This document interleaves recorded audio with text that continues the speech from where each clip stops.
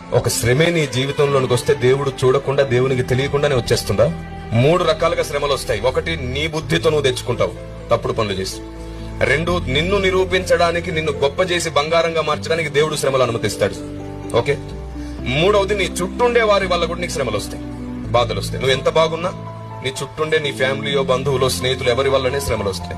ఈ 3 రకాల శ్రమలను కూడా ఎదిరించే శక్తి పరిశుద్ధాత్మ దేవుడు నీకు ఇస్తాడు.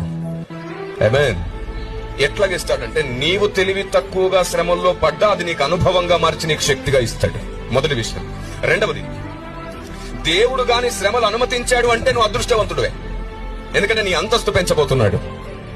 3వది, నీ చుట్టుండే వారి వల్ల నీకు శ్రమ వచ్చినప్పుడు కూడా, వారి వల్ల కలిగిన శ్రమలలో కూడా నీవు అనేకులకు అనుభవం, అనేకులకు వెలుగుగా మారిపోతావు.